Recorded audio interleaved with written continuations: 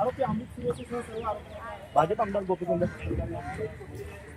आरोपी घेऊन जात आहेत. आणि काय सांगतील तू, काय नको तुझ्यावर आरोप आहे, तू त्याचा अपहरण करून हत्या करण्याचा प्रयत्न केला. सगळं खुलासा करणार. जिवे मारण्याचा प्रयत्न होता, तुझ्यावरती आरोप आहे. सगळं खोटे आरोप आहे ते मी सगळं समोर बोललेले एकदा. तू ब्लेड वगैरे कशासाठी घेतलं होतं, काय काय सांगता? ब्लेडचा वगैरे वापर केला होता, साडी घेतली होती त्यासाठी, कॉन्डम देखील होतं तुझ्याकडे. आपण पाहतो या ठिकाणी सर्व आरोपी आहेत. या ठिकाणी याला पोलिसांनी जे आहे ते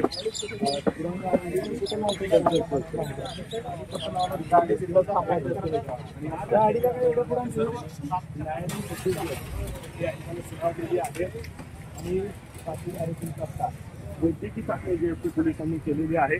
आणि वैद्यकीय चाचणीनंतर या सर्व आरोपींना आता सोलापूरचं जे जिल्हा आणि सत्र न्यायालय तुरुंग आहे, जिल्हा तुरुंग आहे, या तुरुंगात आता पोलीस या सगळ्यांना आणि न्यायालय